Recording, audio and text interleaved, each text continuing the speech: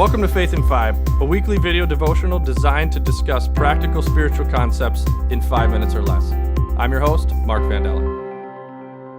One of my favorite cars that I've ever owned, I actually bought from a good friend of mine, Blaine, and we both had shared like a significant affinity for this vehicle. It was an Isuzu Roadie. It was white, it had huge tires, it made a lot of noise, and it was awesome. It was just a basic, simple tin can of a car, but we both loved it. And even after I bought it, he, wishes he still owned it. And eventually I had to get rid of it, sadly enough. But the only flaw of this vehicle was that the gas gauge didn't work. And it was actually a really cheap part, but it was a really expensive fix because you had to take the gas tank all the way out to be able to drop the little puck that floats in there.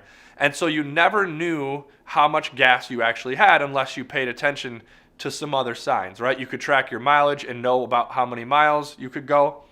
And with that car, I only ran out of gas one time. I owned it for about 2 to 3 years. I only ran out of gas one time. And then I started realizing, I became very aware of the patterns, the habits, and some of the other telltale signs of when I needed to fill up on gas. And it just became a natural habit that I had this routine that every so often I'd look at the odometer and realize, okay, yep, it's been about that time. And I would get into this rhythm of filling up, and so that I never got too low. And now I have a vehicle that tells me like how many miles I have until empty, and I've had that thing on zero more times than I can count. I've still never run out of gas, but because it tells me so clearly, I push it all the way to the end.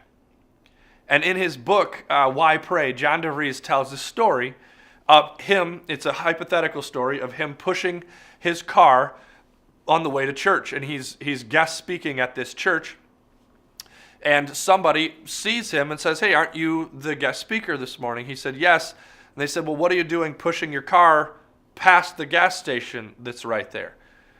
And he said, "How ridiculous would it be if I said, well, I'm running late for church. I don't have time to stop and fill up my tank. I have to get to church."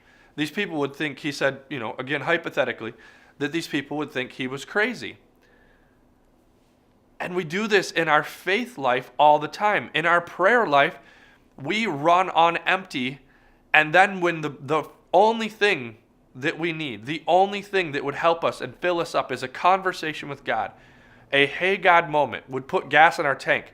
We blow right on by that gas station. We don't pause long enough. We say we don't have time, we're too busy, we got all these things going on, and that's the one thing that we need. See, in John 15:4, Jesus says, "Remain in me, and I will remain in you.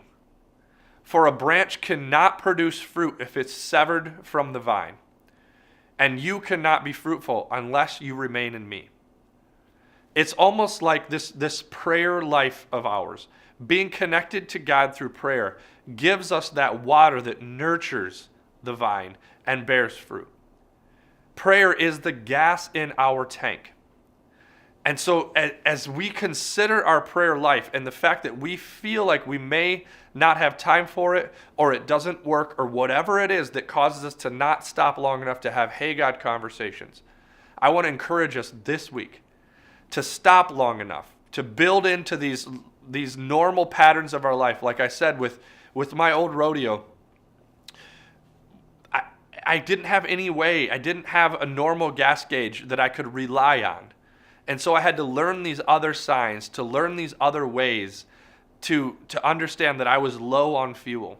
And I would encourage you as you enter into this week to think through, what are those signs in your life? What are those habits? How many days? How often during the day? What are those things for you so that you don't end up running on fumes? We need to begin to pay attention to the signs, pay attention to the gauges in our lives that keep us engaged with God and continue to fill our tank. This week, please have more conversations with God. Continue to fill that tank up so that you don't have to run on empty for very long. Thanks for tuning in. If you want to follow us each week, click here to subscribe. And if you want to take it a little bit further, click here for discussion materials.